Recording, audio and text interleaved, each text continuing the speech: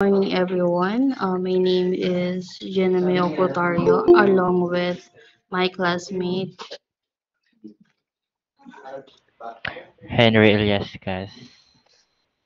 And we will study for the chapter 11 of hydrology, which tackles the topic of hydrology. So, number one, stream flow hydrograph. What is stream flow hydrograph? So it provides the rate of flow at all points in time during and after a storm or snowmelt event. Hydrologists depends on measurements or computed synthesized hydrographs to provide peak flow rates so that hydraulic structures can be designed to accommodate the flow safely. Because the hydrograph plots volumetric flow rates against time, integration of the area beneath the hydrograph is between any 2 points in time that gives the total volume of water passing the point of interest during the time interval. Thus, in addition to peak flows, hydrographs allows analysis of sizes of reservoir, storage tanks, detention ponds, and other facilities that deals with volumes or runoff. A knowledge of the magnitude and time distribution of stream flow is essential to many of these aspects of water management and environmental planning. So as you can see here, one of the example of storm period hydrograph, the amount of water that passed the point in the river per second, which is the discharge, the bankful dischargement, lag time. This green one is the peak rainfall, and they synthesize, as you can see the flow here, which is the rainfall event, rising limb, peak discharge, up to falling limb, and discharge line. Next is factors affecting hydrograph shape. So in factors affecting hydrograph shape, there's a direct surface runoff, which is ito yung pinaka-surface ng land. So yung interflow is flowing water towards to lower area flow under the surface. So yung very flow naman is the water under the water. So it's from it word itself base flow. So it flows from the base of our surface. So next is channel precipitation. Uh, Dito naman is kung saan nanggagaling yung water. So ito yung channel. So ito yung kung saan nanggagaling mismo yung water. For example is in sa rain or saan nanggagaling sa highest peak ng mga land. Next is concentration curve. In sa concentration curve is has rising portion, the rising limb of a hydrograph, so represent the increase in discharge due to the gradual building up of the storage in the channels and over the catchment surface. As the storms continues, more and more flow from distant parts reach the basin outlet. At the same time, in infiltration, losses also decrease with time. Next is the crest segments. In crest segment, this is the region vicinity of the peak. The peak flow occurs when the runoff from various parts of the catchment at the same time contribute the maximum amount of flow at the basin outlet. Last is the recession. So in recession, this is the falling portion. It extends from the point of the inflection at the end of the crest segment to the start of the natural groundwater flow. And next is precipitation stream flow process. There's an initial obstruction. Water absorbed by soil intercepted by vegetation at surface and evaporated during rainfall. The infiltration process of water saturating the upper levels of soils. Depression storage, collection of water, rainwater in natural depression forming small puddles. So this is yung mga nakikita nyo normally sa daan, sa mga rough roads or other na may mga small na hukay. So detention storage, temporary storage of water on surfaces within the watershed. Overland flow, water flows over the land surface into small channels. Channel flow, overland flow gathers into larger channels and they will reach the watershed outlet. In base flow, normal flow from groundwater or spring present most of the year. Direct run of hydrograph, so or DRH, flow resulting from precipitation excess after initial obstruction. Rainfall duration and intensity, the factors determining the magnitude of peak discharge. Next is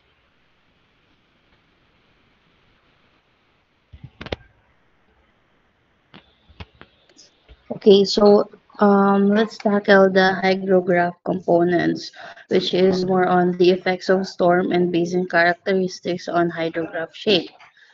So a hydrograph is a continuous graph showing the rate of stream flow with respect to time, normally obtained by means of continuous strip recorder that indicates stage versus time, which is a stage hydrograph.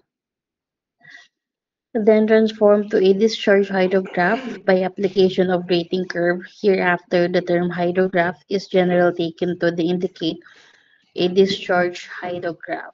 So as you can see here, um, this is the effects of storm in terms of hydrograph shape, or mostly added groundwater component that develops the entire effect of the storm.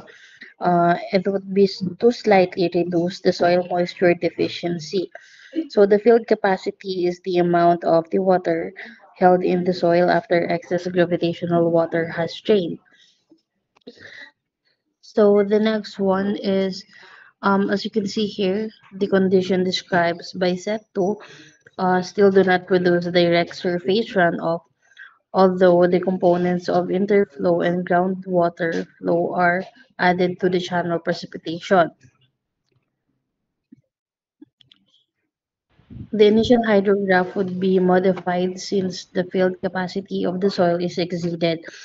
So as you can see here, it illustrates the condition and the deviation of the hydrograph from the original base flow curve is likely to be very small under these conditions.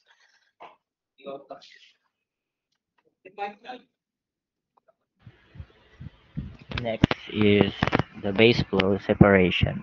In base flow separation involves techniques to distinguish surface flow from groundwater flow in a hydrograph. These techniques often analyze groundwater recession or depletion curves.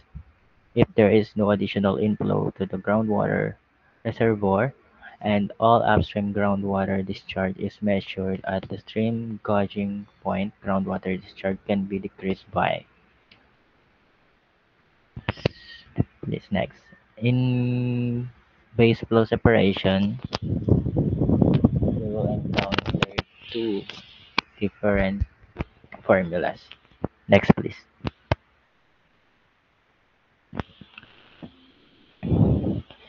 In groundwater discharge equation, the formula is discharge at time is equals to initial discharge k raised to t, or discharge at time is equals to the initial discharge base of natural logarithms raised to recession times t.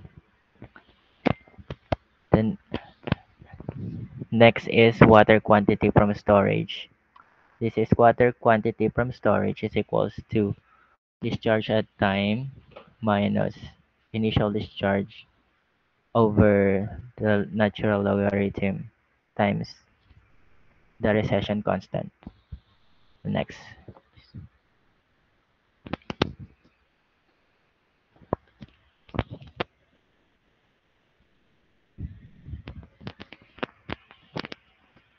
In separation techniques, various methods exist for base flow separation, especially useful during large storms. Simple method is horizontal line from start of surface runoff to intersection with the hydrograph recession. Other methods, project initial recession curve, use n days formula, develop base flow recession curve, and graphical methods. All methods are approximate and partly subjective.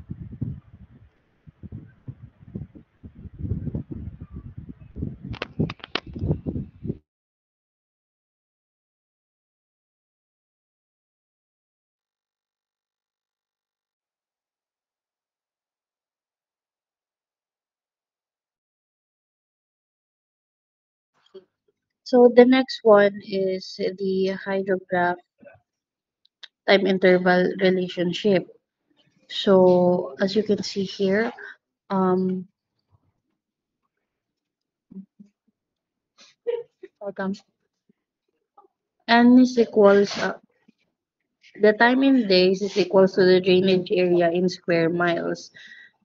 And the next formula is for the base of hydrograph, which is um, TB is equals to TS plus TR, which means the base of the direction runoff is equals to the duration of runoff producing rain plus the excess rainfall time, where watershed lag time illustrates that it defined as the time from the center of the mass of effective rainfall to the center of the mass to direct runoff. Other definition and several equations relating lag time to watershed characteristics are mhm, are provided in here.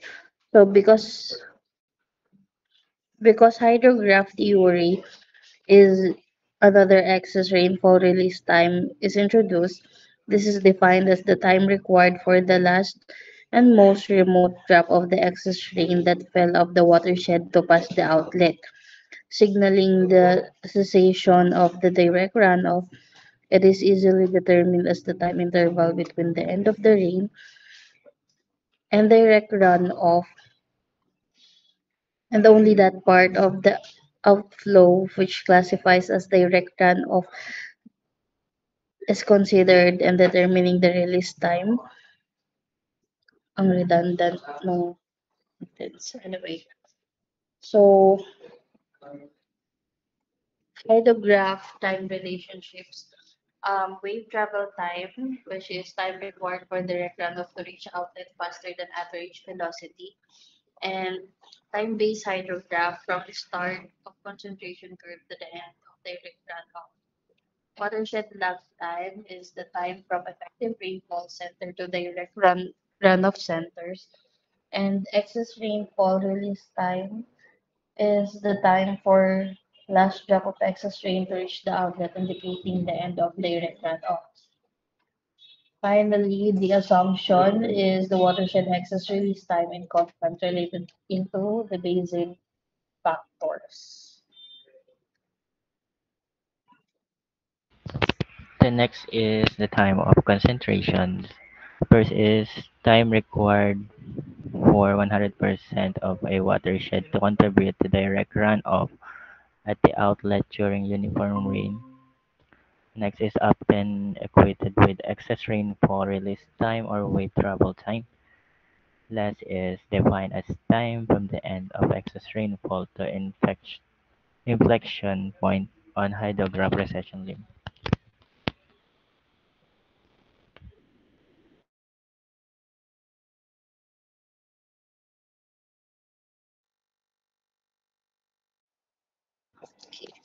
So the next one is the basin lag time. So the relative timing of rainfall and runoff must be known if the drainage areas having subbasins are to be modeled or if continuous simulation is desired. A basic measure of timing is basin lag, which locates the hydrograph's position relative to the causative storm pattern. It is most often defined as the difference in time, the center of mass of effective rainfall, and the center of mass of runoff produced. Two of these are number one is the time interval from the maximum rainfall rate to the peak rate of the runoff, and the time from the center of mass of effective rainfall to the peak rate of flow. Time lag is characterized by the ratio of flow length to the mean velocity of flow and is thus a property that is influenced by the shape of the drainage area, the slope of the main channel, which is channel roughness and geometry, and another storm patterns.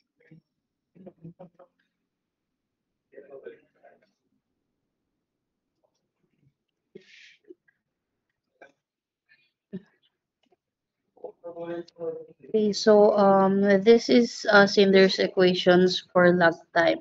So T1 minus CT is equals to LCA times L, which means the lag time are between the center of the mass of the rainfall excess for a specified type of storm and the peak rate of the flow minus coefficient representing variation of types of location of rainfall times the distance along the main stream from the base to the point near the center of gravity of the basin times the length of the mainstream channel from the base outlet to the upstream end of the stream and including the additional distance to the watershed divide. Next is Eggleson's equation, which is T1 is equals to L over 1.5 N times R 2/3 times S 1/2, which means lag time, the center of the mass rainfall excess to the peak discharge is equals to the mean travel distance in feet, which is equals to the length of that portion of the sewer which flows full over 1.5 over the weighted Manning's coefficient for the main sewer times the weighted hydraulic radius of the mainstream sewer flowing full 2/3 times the weighted physical slope of the mainstream over 1/2. This is another modified Cinder equation um, which encloses the human activities that have significantly altered both aquatic and terrestrial biomes impacting their natural state. So T1 is equals to lag time, S is the weighted slope of the channel. Mhm. So as you can see here, Eggleson's equation directed rules that the effects of channel geometry and slope, as well as the basin shape, and thus represents a refinement of the Cinder's approach, is also indirectly includes the important effects of the storm pattern. As you can see here, Lindsley and Ackerman give example of application to the following modified Cinder's equation, where S is the weighted slope of the channel and the other variables are defined same as the previously. So other investigators have represented the time lag by equations of the form T1 is equals to K times L over square root of S. So numerous others derivations of relations for watershed lag time can be found in standard hydrologic texts, and periodical literature. Others are included with some of the synthetic unit hydrograph discussion in the next chapter. Mhm. So, ending it with the understanding that the structure of hydrograph is important to many design and water supply application. The hydrograph represent the portion of the hydrologic cycle that engineers most often need in order to determine the rates of flow in stream for setting bridge length and elevations, designing flood protection measures, and establishing areal extent of flooding. Similarly, the volume of drainage into the reservoir as part of a water supply diversion is determined from the area under the hydrograph. Accurate estimate of these volumes are important to design of dams, reservoir, pipelines, and numerous other structures. After grasping the fundamentals of hydrograph components, including the time relationship represents in this chapter, the reader should be well prepared for the quantitative development of hydrograph theory and applications presented throughout the chapter 12 through 16 and in part 5. That's all. Thank you.